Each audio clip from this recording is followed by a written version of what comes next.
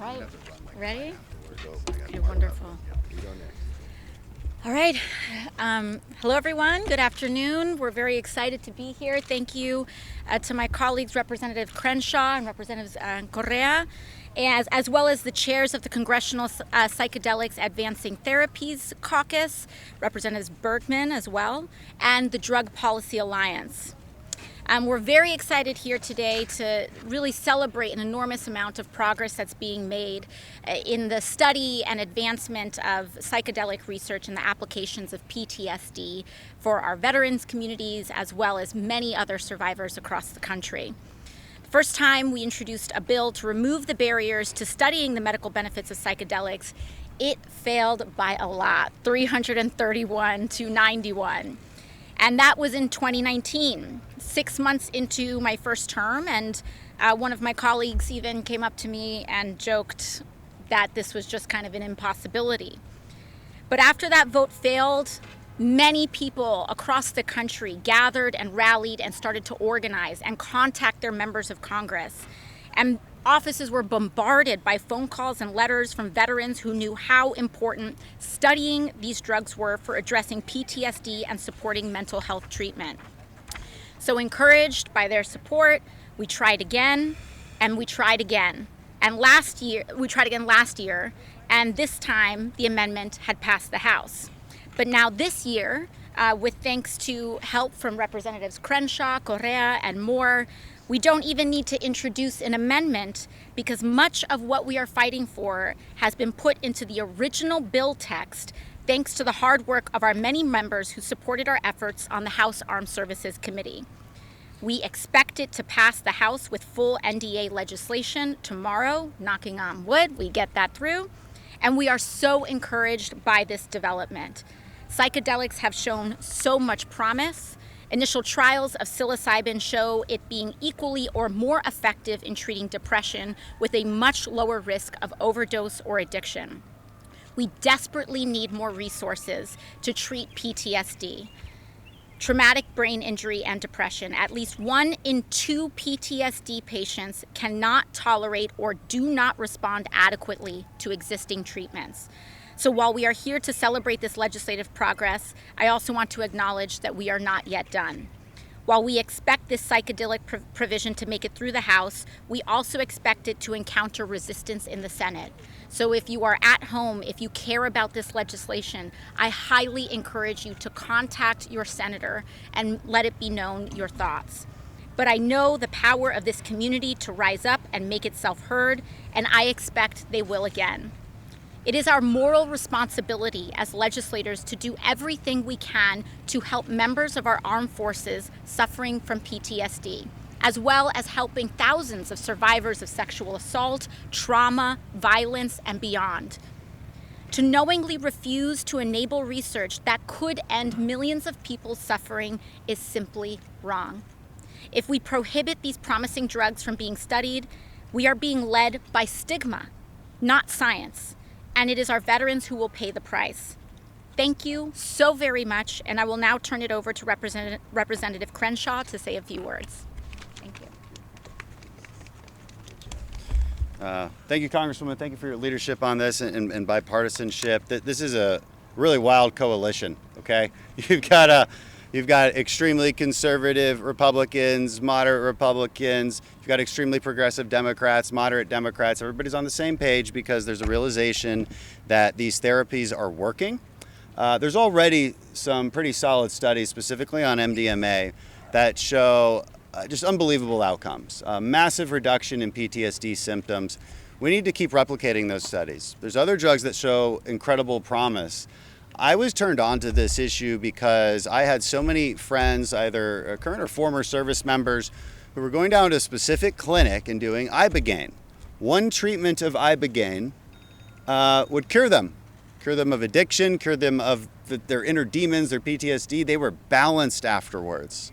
And it was described to me more and more by people I really knew well and who I knew had seen trauma. And I said, we have to do something about this. We have to look at this more, research it the proper way, go through the proper FDA clinical trial studies.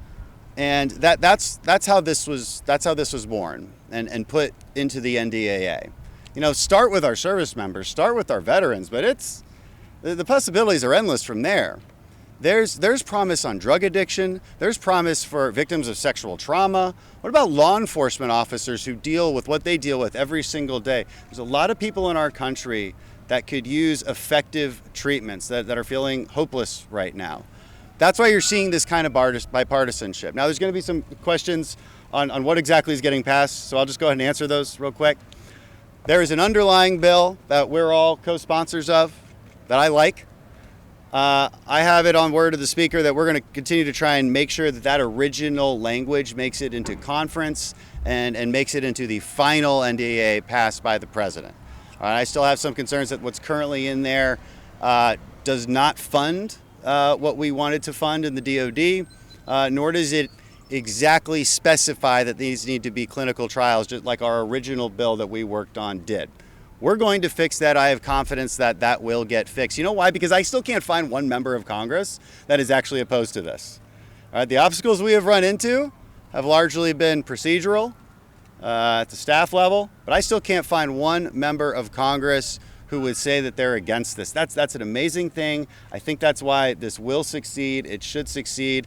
It's helped a lot of people already. You've seen me up here before bringing my fellow Navy SEALs, bringing former Army service members up here, talking about their testimonies and how this saved their lives. It's really incredible, and I'm really happy to be doing this and showing that, look, we can disagree on a lot up here, but when we find something we can't agree on, we just get it done. And that's what's happening today. We're really excited about that. So thank you, and I'll turn it over to my friend, Representative Correa. Thank you very much. First of all, I want to say thank you to my colleagues for being here today. Was stated earlier, 2019, the first bill that Ms. Alexandria presented, 90 votes, ayes. Today, we're on the verge of success. This is so important, so critically important, not only for our veterans, but for our society. Let me tell you a story.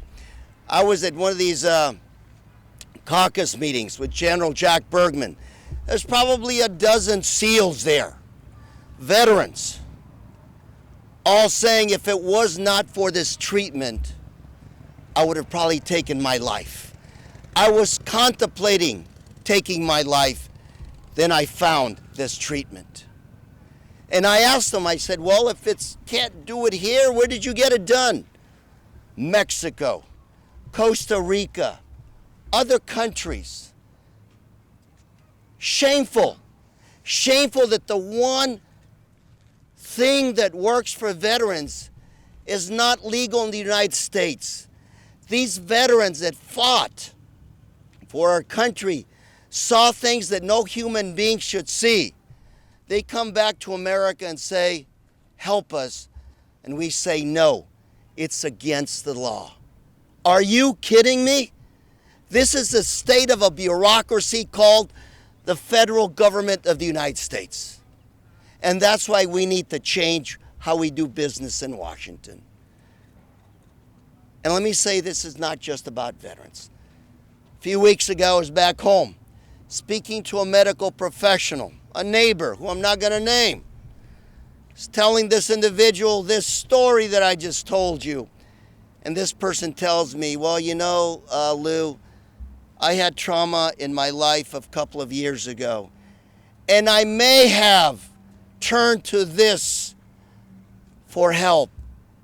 And this person says, and I may have been totally cured. But they can't come out and say what they've done because it's against the law. It's a healthcare professional. That is not, ladies and gentlemen, the way to run a country. The stigma placed on these possible medical solutions that work from the failed war on drugs is terrible. The cost this war on drugs keeps existing on our society is unacceptable. I want to thank my colleague from New York and other colleagues that are members of our syllabus caucus for their good work. Let's get busy. Thank you very much. We'll take any on-topic questions. Too hot for off-topic. So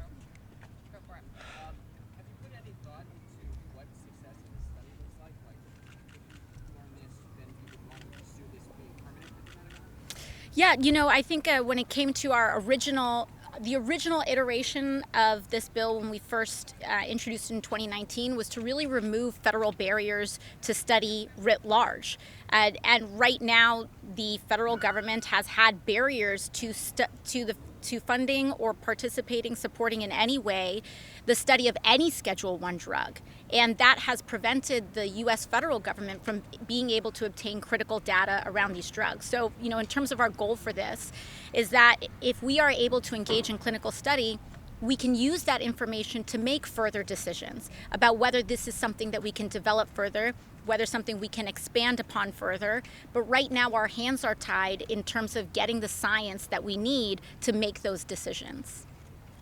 Right there. Was there any discussion about trying to do something moving forward to just reclassify it so it's not a Schedule I drug? Because wouldn't that also just remove all the barriers you're now facing when it comes to getting it for trials? Right.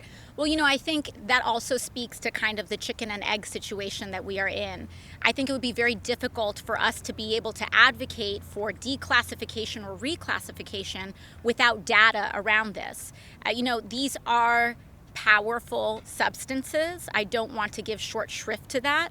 But what that means, but they also have powerful potential as well. And so with clinical study, with some of that application, we can understand exactly the contours of application and what circumstances are appropriate for that application and other circumstances where necessary, if there are contraindications. And so, I believe that when it comes to descheduling, rescheduling, once we get that data, we may start the road to that conversation, but that would be, some time out, I believe. We need to get that data first. Can I add a little bit to that? Yes. Just wanted to say that think about the situation right now. I believe these veterans when they tell me 80% success rate. I believe these veterans when they say 80% success rate. We just have to show that data to the rest of the federal government in order to change the laws. I cannot believe that we're just sitting there saying, prove it to me, show it to me. Well, that's what we got to do. That's what we got to do. And that's why these studies are so important. Thank you. Congresswoman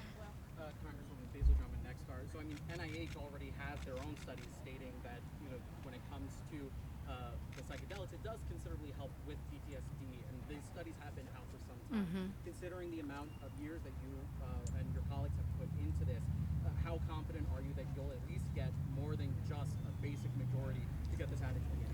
I do feel quite confident about this, and this has been, as you mentioned, years in the making. And as you also mentioned, while there is some progress and some preliminary results coming out of NIH, because of these kind of federal prohibitions, our ability to really deeply explore this venue in terms of scientific and medical development is very, very limited.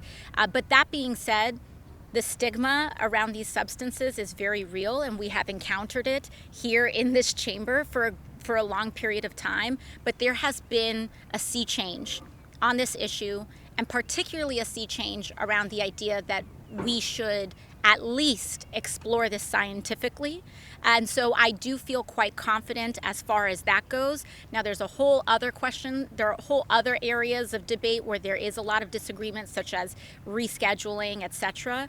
But I do believe that we have finally achieved consensus, bipartisan consensus, and agreement on the ability to study these substances. All right, thank you guys. Thank you. Quickly, you mentioned, we talked about Schedule I. Do you know how this would work with Schedule I? And how would the trials, just practically, how would it work? Right. Well, the language is explicit in the NDAA. Right now, it is to allow within a defense context to be able to kind of pursue these kinds of studies explicitly within the base text of the bill.